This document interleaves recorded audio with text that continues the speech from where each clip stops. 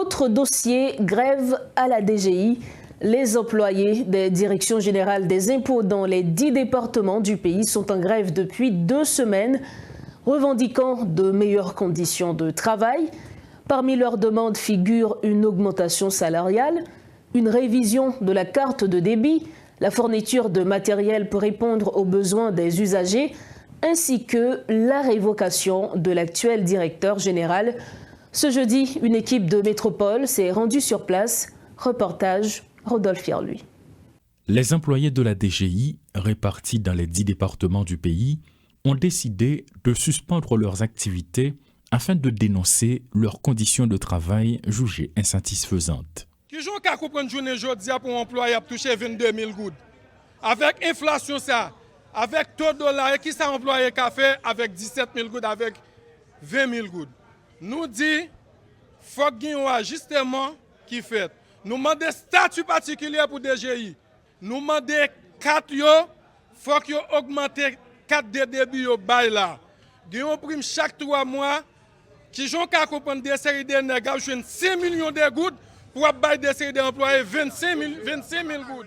Ils pointent du doigt la cherté de la vie, l'inflation croissante, sans que l'État ne réponde par une augmentation de leur salaire.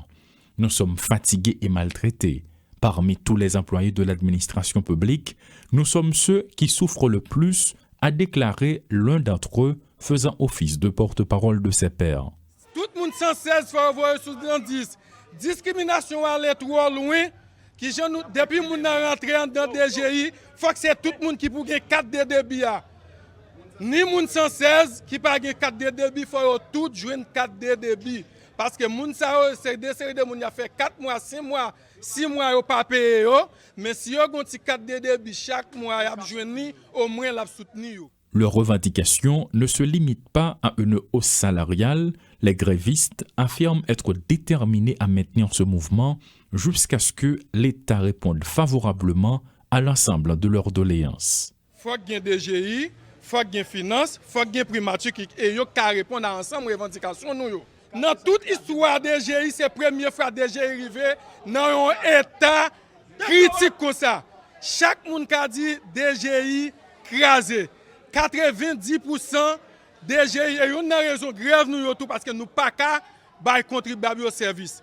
Là vini nous pas gain matériel pour nous, matériel de perception pour nous servir.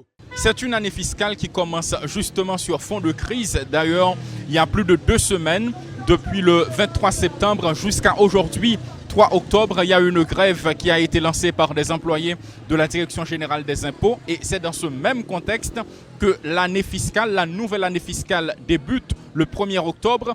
C'est dans ce contexte également que le gouvernement prévoit plus de 320 milliards de gourdes dans le budget national, alors que la DGI, qui contribue grandement dans les recettes fiscales, est en grève. Jusqu'à présent, les employés ne comptent pas laisser tomber leur mouvement de protestation car ils réclament de meilleures conditions de travail.